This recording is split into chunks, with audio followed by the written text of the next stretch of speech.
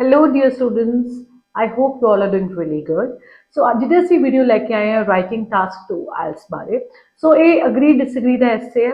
ਇਹ ਕੁਐਸਚਨ ਬਹੁਤ ਜ਼ਿਆਦਾ ਅੱਜਕੱਲ ਪੁੱਛਿਆ ਜਾ ਰਿਹਾ ਹੈ। ਸੋ ਅੱਜ ਦਾ ਜਿਹੜਾ ਅਸੀਂ ਕੁਐਸਚਨ ਡਿਸਕਸ ਕਰਾਂਗੇ 24 ਸੈਪਟੈਂਬਰ ਪੇਪਰ ਵਿੱਚ ਪੁੱਛਿਆ ਗਿਆ ਹੈ।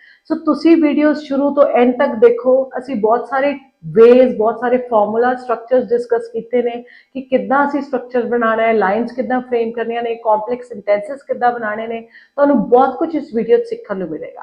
So let's get started. ਹੁਣ ਅੱਜ ਦਾ ਜਿਹੜਾ ਸਾਡਾ ਕੁਐਸਚਨ ਹੈ, ਦੇਖੋ, some people believe that if a police officer carries guns, it can encourage a high level of violence. To what extent do you agree or disagree? So ਇਦਾਂ ਦੇ questions ਅੱਜਕੱਲ paper 'ਚ ਬਹੁਤ ਜ਼ਿਆਦਾ ਆ ਰਹੇ ਨੇ, single line.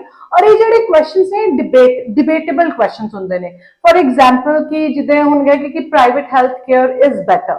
To what extent do you agree or disagree, right? So एक debate ਦਾ question ਹੈ। ਜਿਵੇਂ ਕਿ question ਇੱਕ ਹੋਰ ਇੱਕ example ਦੇਣੀ ਜੋ latest paper ਦੇ ਵਿੱਚ ਆਇਆ ਕਿ +2 ਦੇ ਵਿੱਚ ਬੱਚਿਆਂ ਨੂੰ ਨਿਊਜ਼ ਐਡ ਕਰ ਦੇਣੀ ਚਾਹੀਦੀ ਹੈ ਬਿਕਾਜ਼ ਇਹ ਬੱਚਿਆਂ ਦੀ ਨੌਲੇਜ ਵਿੱਚ ਵਾਧਾ ਕਰਦੇ ਨੇ। To what extent do you agree or disagree, right? So ਏਦਾਂ ਦੇ questions debatable question ਨੇ। ਅੱਜ ਵਾਲਾ ਜਿਹੜਾ ਵੀ ਅਸੀਂ question discuss ਕਰਾਂਗੇ ਇਹ ਵੀ ਇੱਕ debatable question ਹੈ। ਸੋ ਇਹਦੀ introductory line ਤੁਸੀਂ ਪਹਿਲਾਂ ਦੀ ਕਿੱਦਾਂ ਬਣਾਉਣੀ ਹੈ। ਹੁਣ ਇਹਨੂੰ ਬਣਾਉਣ ਲਈ ਤੁਸੀਂ ਦੋ ਚੀਜ਼ਾਂ ਦਾ यूज करना है। पहला देखो ਅਸੀਂ ਲਿਖਿਆ ਇੱਥੇ ਲਿਖਿਆ the question of whether, right? So the question of whether ਅਸੀਂ यूज करके ਉਸ ਤੋਂ ਬਾਅਦ ਸਾਨੂੰ ਜੋ क्वेश्चन इटसेल्फ ਦਿੱਤਾ ਹੁਣ ਇੱਥੇ ਦਿੱਤਾ police officer carries guns, it can encourage a higher level of violence. ਅਸੀਂ ਇਹਨੂੰ ਹੀ ਇੱਥੇ ਐਡ ਕਰ ਦੇਣਾ that police officers carrying guns encourages a high level of violence। ਇੱਥੇ ਤੱਕ ਲਿਖ ਕੇ ਉਸ ਤੋਂ ਬਾਅਦ ਅਸੀਂ ਐਡ ਕਰ ਦੇਣਾ is a topic of ongoing debate, right? is a topic of ongoing debate। ਸੋ ਤੁਹਾਨੂੰ ਕੋਈ ਵੀ ਇਦਾਂ ਦਾ ਕੁਐਸਚਨ ਆਵੇ ਜਿਸ ਚ ਕੋਈ ਡਿਬੇਟੇਬਲ ਗੱਲ ਹੋਈ ਹੈ, ਸਿੰਗਲ ਲਾਈਨ ਕੁਐਸਚਨ ਹੈ, ਡਿਬੇਟੇਬਲ ਗੱਲ ਹੋਈ ਹੈ, ਤੁਸੀਂ ਉੱਥੇ ਇਹਨਾਂ ਦੋਨੋਂ ਫਰੇਜ਼ਸ ਨੂੰ ਐਡ ਕਰ ਦੇਣਾ। ਪਹਿਲਾਂ ਲਿਖ ਦੇਣਾ ਦ ਕੁਐਸਚਨ ਆਫ ਵੈਦਰ, ਉਸ ਤੋਂ ਬਾਅਦ ਤੁਹਾਡਾ ਜਿਹੜਾ ਕੁਐਸਚਨ ਹੈ ਉਹਨੂੰ ਐਡ ਕਰਕੇ ਐਂਡ ਦੈਨ ਲਿਖ ਦੇਣਾ is a topic of ongoing debate. ਇਹਦੇ ਨਾਲ ਤੁਹਾਡੀ ਇੰਟਰੋਡਕਸ਼ਨ ਦੀ ਪਹਿਲੀ ਲਾਈਨ ਬਹੁਤ ਹੀ ਵਧੀਆ ਤਰੀਕੇ ਨਾਲ ਬਣ ਜਾਏਗੀ। ਇਹ ਤਾਂ ਹੋ ਗਿਆ ਇੱਕ ਤਰੀਕਾ ਜਿਹਦੇ ਨਾਲ ਤੁਸੀਂ ਆਪਣੀ इंट्रोडक्शन पैराग्राफ की फर्स्ट लाइन फ्रेम कर सकते हो। ਹੁਣ लेट्स टॉक अबाउट सेकंड वे। ਅਸੀਂ ऑलरेडी भी डिस्कस कर चुके हैं बड़ी डिटेल्स, आज भी डिस्कस करेंगे। You can go and check out the video, right? So ਅਸੀਂ ਇੱਥੇ यूज ਕੀਤਾ है second way. Dash is considered to be dash is considered to be मतलब समझा जाता है। ਹੁਣ ਇੱਥੇ ਦੇਖੋ ਸਾਡਾ ਟੌਪਿਕ ਹੈ ਪੁਲਿਸ ਆਫੀਸਰਸ ਬਾਰੇ ਗੱਲ ਹੋਈ ਹੈ, ਰਾਈਟ? ਸੋ ਅਸੀਂ ਇੱਥੇ ਲਿਖਿਆ ਹੈ, ਇੱਥੇ यूज ਕੀਤਾ ਹੈ। ਇੱਥੇ ਤੁਸੀਂ ਟੌਪਿਕ ਪਾ ਦੇਣਾ ਔਰ ਉਸ ਤੋਂ ਬਾਅਦ ਜੋ ਸਮਝਿਆ ਜਾਂਦਾ ਹੈ ਅਸੀਂ ਉਹਦੇ ਬਾਰੇ ਗੱਲ ਕਰਾਂਗੇ, ਰਾਈਟ? ਸਾਡਾ ਫਾਰਮੂਲਾ ਹੈ dash is considered to be dash. ਹੁਣ ਇੱਥੇ ਦੇਖੋ ਅਸੀਂ ਪੁਲਿਸ ਬਾਰੇ ਗੱਲ ਕੀਤੀ ਹੈ, ਅਸੀਂ ਇੱਥੇ यूज ਕੀਤਾ police is considered to be then ਕੀ ਸਮਝਿਆ ਜਾਂਦਾ the protector of civilians from crime, right? So ਅਸੀਂ ਇੱਥੇ ਲਾਈਨ ਨੂੰ ਬੜੇ ਵਧੀਆ ਤਰੀਕੇ ਨਾਲ ਫਰੇਮ ਕਰ ਲਿਆ that police is considered to be ਕਿ ਪੁਲਿਸ ਨੂੰ ਸਮਝਿਆ ਜਾਂਦਾ ਹੈ ਕਿ ਉਹ ਲੋਕਾਂ ਦੀ civilians means civil people, right? ਲੋਕਾਂ ਦੀ ਰੱਖਿਆ ਕਰਦਾ ਹੈ ਫਰਮ ਕ੍ਰਾਈਮ। ਸੋ ਇਸ ਤਰੀਕੇ ਨਾਲ ਵੀ ਤੁਸੀਂ ਆਪਣੀ ਇੰਟਰੋਡਕਸ਼ਨ ਦੀ ਪਹਿਲੀ ਲਾਈਨ ਫਰੇਮ ਕਰ ਸਕਦੇ ਹੋ। ਇੱਕ ਹੋਰ ਤਰੀਕਾ ਜਿਹਦੇ ਚ ਅਸੀਂ ਕੰਪੈਰੀਜ਼ਨ ਕਰਾਂਗੇ ਪਾਸਟ ਔਰ ਪ੍ਰੈਜ਼ੈਂਟ ਦਾ, ਇਹ ਵੀ ਅਸੀਂ ਆਲਰੇਡੀ ਡਿਸਕਸ ਕਰ ਚੁੱਕੇ ਹਾਂ। You can go and check out the video, right? So ਇਹ ਵੀ ਬਹੁਤ ਵਧੀਆ ਤਰੀਕਾ ਹੈ ਜਿਸ ਚ ਅਸੀਂ ਕੰਪੈਰੀਜ਼ਨ ਕਰਾਂਗੇ। ਸੋ ਸਾਡਾ ਸਟਰਕਚਰ ਹੈ gone are the days when, ਉਸ ਤੋਂ ਬਾਅਦ ਅਸੀਂ ਪਾਸਟ ਦੀ ਗੱਲ ਕਰਾਂਗੇ, ਦੈਨ comma thanks to, ਫਿਰ ਅਸੀਂ present statement ਨੂੰ ਅਸੀਂ ਲੈ ਲਾਂਗੇ ਜਿਹੜਾ ਵੀ ਸਾਡਾ ਟੌਪਿਕ ਹੈ ਉਸ ਵਿੱਚ present statement। ਐਗਜ਼ਾਮਪਲ ਦੇਖੋ ਅਸੀਂ ਇੱਥੇ ਕਿੱਦਾਂ ਯੂਜ਼ ਕੀਤਾ gone are the days when, right? ਇਹਦਾ ਸਾਡਾ ਅਸੀਂ ਯੂਜ਼ ਕਰਨਾ ਐਗਜ਼ੈਕਟਲੀ। ਉਸ ਤੋਂ ਬਾਅਦ ਹੁਣ ਅਸੀਂ ਕੰਪੈਰੀਜ਼ਨ ਕੀਤਾ past ਔਰ present ਦਾ। ਹੁਣ past Ki when there was no law and order in the society, past ਦੀ ਗੱਲ ਹੋ ਗਈ। thanks to police, ठीक है? थैंक्स टू इतने ਅਸੀਂ ਪਾਤਾ ਪੁਲਿਸ ਦੀ ਗੱਲ ਹੋਈ ਹੈ। Thanks to police for ensuring legal system by controlling crime। so ਇੱਥੇ ਅਸੀਂ present ਤੇ ਗੱਲ ਕਰ ਲਈ ਕਿ thanks to police for ensuring legal system। so legal system means कि law and order। so law and order ਦਾ ਇਸੇ synonym ਲੈ ਲਿਆ by controlling crime कि crime ਨੂੰ कंट्रोल करके law and order ਨੂੰ ensure ਕਰਦੇ ਨੇ। ਸੋ ਇਸ ਤਰੀਕੇ ਨਾਲ ਵੀ ਤੁਸੀਂ ਆਪਣੀ ਲਾਈਨ ਜਿਹੜੀ ਹੈ ਇੰਟਰੋਡਕਸ਼ਨ ਦੀ ਫਰੇਮ ਕਰ ਸਕਦੇ ਹੋ। ਸੋ ਇਹ ਤਾਂ ਹੋ ਗਿਆ ਸਾਡੀ first line. Now talking about second line, ਹੁਣ ਤੁਸੀਂ ਦੇਖੋ ਸਾਨੂੰ ਕੁਐਸਚਨ ਚ some people ਦੀ ਗੱਲ ਹੋਈ ਹੈ, ਦੂਸਰੇ ਧਿਰ ਦੇ ਲੋਕਾਂ ਦੀ ਗੱਲ ਹੋਈ ਹੈ। ਸੋ ਅਸੀਂ ਇਹਨੂੰ ਰੀਫਰੇਜ਼ ਕਰਾਂਗੇ ਜੋ ਕੁਐਸਚਨ ਚ ਸਾਨੂੰ ਦਿੱਤਾ ਹੈ, ਰਾਈਟ? ਸੋ some people ਅਸੀਂ ਇੱਥੇ ਲੈ ਲਿਆ some argue, ਤੁਸੀਂ few argue ਕੁਝ ਵੀ ਲਿਖ ਸਕਦੇ ਹੋ। ਸੋ few argue that if a police officer carries gun, it can encourage a higher level of violence। so ਇੱਥੇ ਆ ਗਿਆ some argue that presence of firearms means guns only, ਅਸੀਂ rephrase कर लिया, right? So can escalate, encourage ਦੀ जगह ਅਸੀਂ word ले लिया escalate, that means increase, right? या फिर ਤੁਸੀਂ एक बहुत सोहना set of word use कर सकते हो, that means accentuate and enhance, that also together means increase। ਅਸੀਂ एक detailed video ਇਹਦੇ ਤੇ ਪਾਈ ਹੈ, you can go out and check, ਜਿਹਦੇ ਨਾਲ ਤੁਹਾਡੀ writing और speaking bands बहुत अच्छे ਹੋ ਜਾਣਗੇ, ਤੁਹਾਡੀ writing and speaking ਬਹੁਤ ਹੀ ਅੱਛੀ ਹੋ ਜਾਏਗੀ। you can go and check out that video as well। so ਤੁਸੀਂ ਇਹਨੂੰ ਵੀ use ਕਰ ਸਕਦੇ ਹੋ crime, right? so ਅਸੀਂ ਇਸ line ਨੂੰ rephrase ਕਰ ਲਿਆ ਆਪਣੇ words 'ਚ। few argue ਜਾਂ some argue that presence of firearms, guns ਦੀ ਜਗ੍ਹਾ, can escalate or ਦੋਨੋਂ ਚ accentuate and enhance crime। so ਆਹ ਵਾਲੀ ਗੱਲ ਹੋ ਗਈ। ਹੁਣ ਆ ਜਿਹੜਾ ਕੁਐਸਚਨ ਹੈ, to what extent do you agree or disagree, ਅਸੀਂ ਇਹਦਾ ਜਵਾਬ ਦੇਣਾ ਥੀਸਿਸ ਦੇ ਵਿੱਚ, ਰਾਈਟ? ਸੋ ਹੁਣ ਸਾਡੀ ਥੀਸਿਸ ਸਟੇਟਮੈਂਟ ਆ ਗਈ, ਜਿਸ ਅਸੀਂ ਕਲੀਅਰ ਕਰ ਦੇਣਾ ਕਿ ਅਸੀਂ ਅਗਰੀ ਕਰਦੇ ਹਾਂ ਕਿ ਡਿਸਐਗਰੀ ਕਰਦੇ ਹਾਂ। ਹੁਣ ਇਸ ਐਸੇ ਵਿੱਚ ਅਸੀਂ ਡਿਸਐਗਰੀ ਕਰਾਂਗੇ ਕਿਉਂਕਿ ਅਸੀਂ ਇਹ ਬਿਲੀਵ ਕਰਦੇ ਹਾਂ ਕਿ ਨਹੀਂ, ਗਨਸ ਜਿਹੜੀਆਂ ਪੁਲਿਸ ਆਫਸਰਸ ਲਈ ਬਹੁਤ ਇੰਪੋਰਟੈਂਟ ਨੇ, ਰਾਈਟ? ਉਹ ਅਸੀਂ ਐਸੇ ਦੇ ਵਿੱਚ ਵੀ ਡਿਸਕਸ ਕਰਾਂਗੇ। ਸੋ ਇੱਥੇ ਆ ਗਿਆ ਦਿਸ ਐਸੇ, ਅਸੀਂ ਥਰਡ ਪਰਸਨ ਚ ਲਿਖਾਂਗੇ this essay is in disagreement with the above notion। ਹੁਣ ਤੁਸੀਂ ਉੱਤੇ ਦੇਖੋ, ਅਸੀਂ above notion ਤਦ ਲਿਖਣਾ ਹੈ ਜਦੋਂ ਕੋਈ ਇੱਕ ਸਿੰਗਲ ਸਟੇਟਮੈਂਟ ਹੈ। ਹੁਣ ਇੱਥੇ ਸਾਡੇ ਕੋਲ ਇੱਕ ਸਿੰਗਲ ਸਟੇਟਮੈਂਟ ਹੀ ਹੈ, ਤੁਸੀਂ ਲੱਗਦਾ ਕਿ ਉੱਪਰ ਦਿੱਤੀ ਹੋਈ ਜਿਹੜੀ ਵੀ ਆਈਡੀਆ ਹੈ ਉੱਤੇ ਜਿਹੜਾ ਸਟੇਟਮੈਂਟ ਹੈ ਅਸੀਂ ਉਹਦੇ ਨਾਲ ਅਗਰੀ ਨਹੀਂ ਕਰਦੇ, ਅਸੀਂ ਇਸ ਐਸੇ ਦੇ ਵਿੱਚ ਡਿਸਐਗਰੀਮੈਂਟ ਦੀ ਗੱਲ ਕਰਾਂਗੇ, ਰਾਈਟ? ਐਜ਼ ਨਾਲ ਤੁਸੀਂ ਇਹ ਜ਼ਰੂਰ ਧਿਆਨ ਦੇਣਾ, ਬੱਚੇ ਸਿਰਫ ਇੱਥੇ ਤੱਕ ਲਿਖ ਦਿੰਦੇ ਕਿ we this essay agrees or this essay disagrees, but ਤੁਸੀਂ ਇਹਨੂੰ ਨਾਲ ਡਿਟੇਲ ਦੇ ਵਿੱਚ ਇਹ ਜ਼ਰੂਰ ਦੱਸਣਾ ਹੈ, ਰੀਜ਼ਨ ਜ਼ਰੂਰ ਦੇਣਾ ਐਜ਼ ਜਾਂ ਸਿੰਸ ਲਗਾ ਕੇ ਕਿ ਤੁਸੀਂ ਜੇ ਅਗਰੀ ਕਰ ਰਹੇ ਹੋ ਕਿਉਂ ਕਰ ਰਹੇ ਹੋ, ਜੇ ਡਿਸਐਗਰੀ ਕਰ ਰਹੇ ਹੋ ਤੇ ਕਿਉਂ ਕਰ ਰਹੇ ਹੋ। ਹੁਣ ਤੁਸੀਂ ਦੇਖੋ ਅਸੀਂ ਇੱਥੇ ਲਿਖਤਾ this essay is in disagreement with the above notion, ਲਿਖ ਕੇ ਅੱਗੇ ਐਜ਼ ਜਾਂ ਸਿੰਸ ਪਾ ਕੇ ਐਜ਼ ਜਾਂ ਸਿੰਸ ਰੀਜ਼ਨ ਦੇਤਾ। Police should keep guns for confirming public safety, right? So that means कि पुलिस ਨੂੰ guns ਰੱਖਣੀਆਂ ਬਹੁਤ ਜ਼ਰੂਰੀ ਹੈ, ਰੱਖਣੀਆਂ ਚਾਹੀਦੀਆਂ ਨੇ for confirming, for ensuring, for maintaining, you may write anything, right? So it should keep guns for confirming public safety, ताकि वो ये ensure कर सकन कि लोग safe ने, कोई emergency situations जो guns ਨੂੰ use कर सकते ने। So ਇੱਥੇ ਅਸੀਂ ਇੱਕ reason ਜ਼ਰੂਰ ਦੇ ਦਿੱਤਾ। I hope it's clear। ਅਸੀਂ introduction ਦੇ ਵਿੱਚ ਆਪਣੀ topic ਦੇ ਦਿੱਤਾ, introductory line, then ਅਸੀਂ ਇਸ line ਨੂੰ rephrase ਕਰਕੇ then ਅਸੀਂ ਦੇਤੀ thesis statement। Now let's move on to body paragraph 1। ਅਸੀਂ ਇਸ ਚੀਜ਼ ਦਾ ਧਿਆਨ ਰੱਖਣਾ ਹੈ ਕਿ ਜੋ ਵੀ ਸਾਡੀ thesis statement ਹੈ, ਅਸੀਂ ਸਾਡਾ body paragraph 1 ਉਹਦੇ ਹੀ ਅਕੋਰਡਿੰਗ ਹੋਏਗਾ। ਹੁਣ ਇਸ ਐਸੇ ਚ ਅਸੀਂ thesis statement ਦਿੱਤੀ ਹੈ ਕਿ this essay is in disagreement, right? ਕਿ ਅਸੀਂ ਇਸ ਚੀਜ਼ ਚ disagree ਕਰਦੇ ਕਿ ਪੁਲਿਸ ਆਫੀਸਰਸ ਨੂੰ ਗਨਸ ਨਹੀਂ ਰੱਖਣੀਆਂ ਚਾਹੀਦੀਆਂ। that means ਅਸੀਂ ਇਹ believe ਕਰਦੇ ਕਿ ਪੁਲਿਸ ਆਫੀਸਰਸ ਨੂੰ ਗਨਸ ਰੱਖਣੀਆਂ ਚਾਹੀਦੀਆਂ ਨੇ। ਸੋ ਅਸੀਂ ਆਪਣੇ body paragraph 1 ਦੇ ਵਿੱਚ ਇਸ ਪੁਆਇੰਟਸ ਇਹੀ ਪੁਆਇੰਟਸ ਦਵਾਂਗੇ, ਜਸਟੀਫਾਈ ਕਰਾਂਗੇ, ਐਗਜ਼ਾਮਪਲਸ ਦਵਾਂਗੇ ਕਿ ਜੇ ਪੁਲਿਸ ਆਫਸਰਸ ਗਨਸ ਰੱਖਣਗੇ ਤਾਂ ਉਹਦੇ ਕੀ ਫਾਇਦੇ ਨੇ, ਰਾਈਟ? ਸੋ ਬੋਡੀ ਪੈਰਾਗ੍ਰਾਫ 1 ਦੇ ਵਿੱਚ ਅਸੀਂ ਟੌਪਿਕ ਆਫ ਸੈਂਟੈਂਸ ਜ਼ਰੂਰ ਦੇਣਾ, ਅਸੀਂ ਟੌਪਿਕ ਦੇਣਾ, ਹੈਡਿੰਗ ਦੇਣੀ ਕਿ ਸਾਡਾ ਜਿਹੜਾ ਪੈਰਾਗ੍ਰਾਫ ਹੈ ਉਹ ਕਿਹਦੇ ਰਿਲੇਟਡ ਹੈ। ਟੌਪਿਕ ਆਫ ਸੈਂਟੈਂਸ ਦੇਣ ਦੇ ਨਾਲ ਐਗਜ਼ਾਮੀਨਰ ਨੂੰ ਕਲੀਅਰ ਹੋ ਜਾਂਦਾ ਕਿ ਤੁਹਾਡਾ ਜਿਹੜਾ ਪੈਰਾਗ੍ਰਾਫ ਹੈ ਉਹ ਕਿਹਦੇ ਰਿਲੇਟਡ ਹੈ। ਹੁਣ ਇਹ ਚ ਦੇਖੋ ਅਸੀਂ ਦਿੱਤਾ ਹੈ police officers having guns while doing duties hold many constructive benefits। that means ਅਸੀਂ heading देते, topic देता कि जे पुलिस ऑफिसर्स गन्स रखेंगे while doing duties ਇਹਦੇ ਬਹੁਤ ਸਾਰੇ ਫਾਇਦੇ ਹੋਣਗੇ। so constructive means positive, benefits means advantages, right? फिर ਅਸੀਂ to begin with ਉਸ ਤੋਂ ਬਾਅਦ examples देते, to begin with करके, for instance करके, to cite an example, to exemplify, किसी भी तरीके नाल करके ਅਸੀਂ ਉਸ ਤੋਂ ਬਾਅਦ एग्जांपल्स दे ਦਾਂਗੇ। या फिर एक और तरीका देखो, there are plethora of reasons that support why police officers should keep guns। ਅਸੀਂ ਦੱਸਦਾ ਕਿ ਇੱਥੇ ਬਹੁਤ ਸਾਰੇ reasons ਨੇ ਜਿਹੜੇ ਇਹ ਸਪੋਰਟ ਕਰਦੇ ਨੇ why police officers should keep guns, ਕਿ police officers ਨੂੰ guns ਕਿਉਂ ਰੱਖਣੀਆਂ ਚਾਹੀਦੀਆਂ।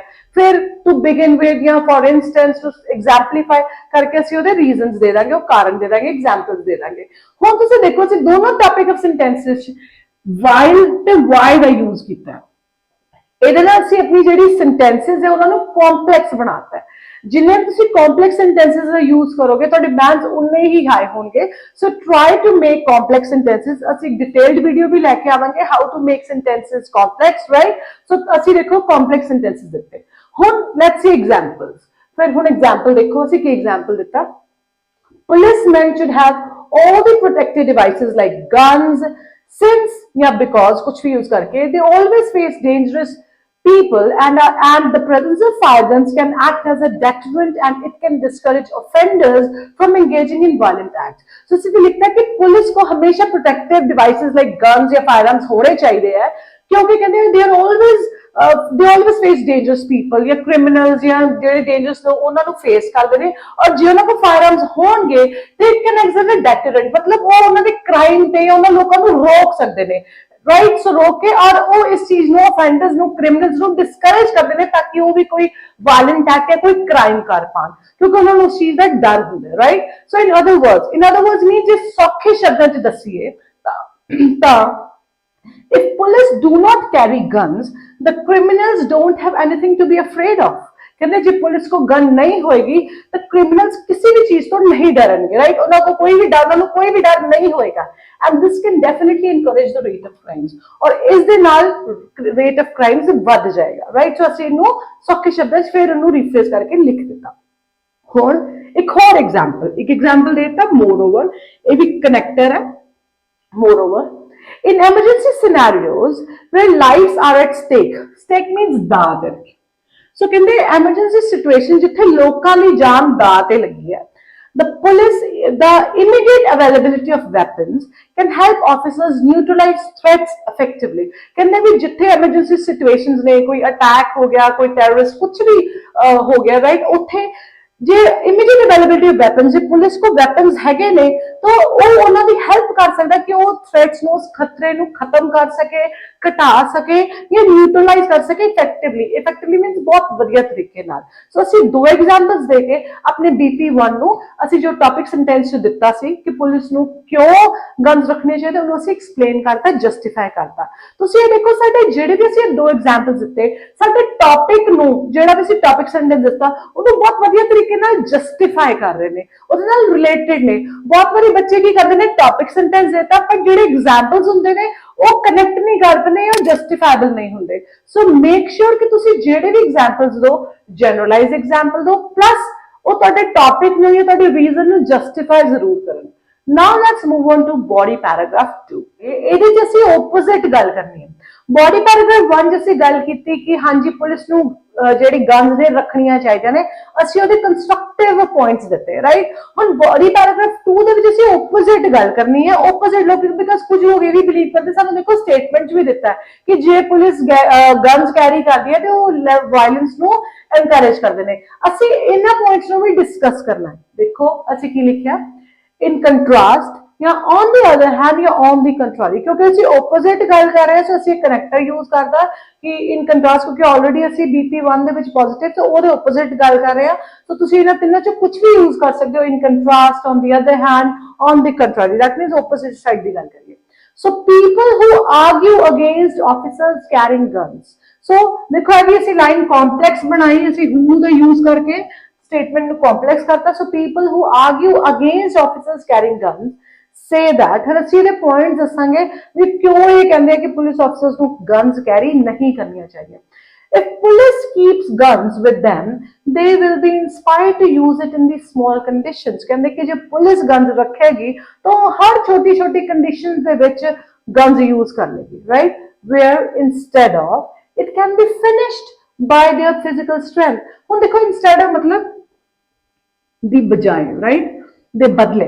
ਸੋ ਅਸੀਂ ਇੱਥੇ ਲਿਖਤਾ ਕਿ ਪੁਲਿਸ ਜੇ ਗਨਸ ਯੂਜ਼ ਕਰਦੀ ਹੈ small ਕੰਡੀਸ਼ਨਸ ਚ, ਜਿੱਥੇ ਕਿ ਇਟ, ਹੁਣ ਇਹ ਇਟ ਕੀ ਹੈ, small condition, right, ਕਿ ਜਿਹੜੀਆਂ small conditions ਨੇ, ਜਿਹੜੇ ਛੋਟੇ ਮੋਟੇ ਡਿਸਪਿਊਟਸ ਨੇ, ਜੇ ਜਿਹੜੀ ਪੁਲਿਸ ਆਪਣੀ ਫਿਜ਼ੀਕਲ ਸਟਰੈਂਥ ਦੇ ਨਾਲ ਵੀ ਖਤਮ ਕਰ ਸਕਦੀ ਸੀ, ਉੱਥੇ ਪੁਲਿਸ ਗਨਸ ਯੂਜ਼ ਕਰੇਗੀ, ਰਾਈਟ। ਅੱਗੇ ਦੇਖੋ ਇੱਕ ਹੋਰ ਪੁਆਇੰਟ ਅਸੀਂ ਡਿਸਕਸ ਕੀਤਾ, they also say that police may misuse weapons to settle personal disputes with some innocent people। कि पुलिस जेडे weapons है या guns कैरी करते हैं, ਉਹਦਾ misuse कर सकती है अपने personal जेडे problems ने सुलझाने ਲਈ with some innocent people, ਉਹਨਾਂ ਨੂੰ ਮਾਰ ਸਕਦੀ ਹੈ, राइट। बहुत सारे fake encounters कर सकती है। सो ਹੁਣ ਅਸੀਂ करना है refute। रिफ्यूट मीन्स कि जेडे ਅਸੀਂ पॉइंट्स ਦਿੱਤੇ ਨੇ, क्योंकि ਅਸੀਂ अपनी थीसिस स्टेटमेंट ਦਿੱਤਾ कि ਅਸੀਂ डिसएग्री करते हैं कि पुलिस ਜਿਹੜੀ ਹੈ ਉਹਨੂੰ ਗਨਸ ਰੱਖਣੀਆਂ ਚਾਹੀਦੀਆਂ। सो ਅਸੀਂ ਉਹਨਾਂ पॉइंट्स ਦਿੱਤਾ। However it is admitted that these are all possibilities, right? Possibilities ने हुन पॉसिबिलिटीज कितना कि ये चांसेस ने भी इतना हो भी सकता है, नहीं भी हो सकता। देखो मैं कैन भी यूज किया, इट कैन बी, या मैं यूज किया दैट दे मे मिसयूज, हो सकता है इदा, बट ये पॉसिबिलिटीज ने। सो ਅਸੀਂ ਲਿਖਤਾ have it is admitted that these are all possibilities, a weapon does inculcate fear in the minds of criminals, कि ਜਿਹੜਾ एक weapon है जो पुलिस ऑफिसर कैरी करता है, चाहे वो गन है या कोई भी है, ਉਹ ਕ੍ਰਿਮੀਨਲਸ ਦੇ ਮਾਈਂਡ ਦੇ ਵਿੱਚ ਡਰ ਪੈਦਾ ਕਰਦਾ ਹੈ। ਸੋ ਇਨਕਲਕੇਟ ਮੀਨਸ ਪੈਦਾ ਕਰਨਾ। ਸੋ ਜੇ ਗਨਸ ਨਹੀਂ ਹੋਣਗੀਆਂ ਤੇ ਕ੍ਰਿਮੀਨਲਸ ਪੁਲਿਸ ਆਫਿਸਰਸ ਤੋਂ ਨਹੀਂ ਡਰਨਗੇ। ਇਸ ਲਈ hence police must keep guns with them, police officers ਨੂੰ ਆਪਣੇ ਕੋਲ ਗਨਸ ਰੱਖਣੀਆਂ ਹੀ ਚਾਹੀਦੀਆਂ। ਸੋ ਇਹਦੇ ਨਾਲ ਅਸੀਂ ਇਹ ਪ੍ਰੂਵ ਕਰ ਦਿੱਤਾ, ਅਸੀਂ ਰਿਫਿਊਟ ਕਰਤਾ ਕਿ ਜਿਹੜੇ ਲੋਕ ਇਹ ਬਿਲੀਵ ਕਰਦੇ ਨੇ ਕਿ ਪੁਲਿਸ ਆਫਿਸਰਸ ਨੂੰ ਗਨਸ ਨਹੀਂ ਰੱਖਣੀਆਂ ਚਾਹੀਦੀਆਂ, ਉਹ ਬਿਲਕੁਲ ਗਲਤ ਹੈ। ਅਸੀਂ ਇੱਥੇ ਰਿਫਿਊਟ ਕਰ ਦਿੱਤਾ।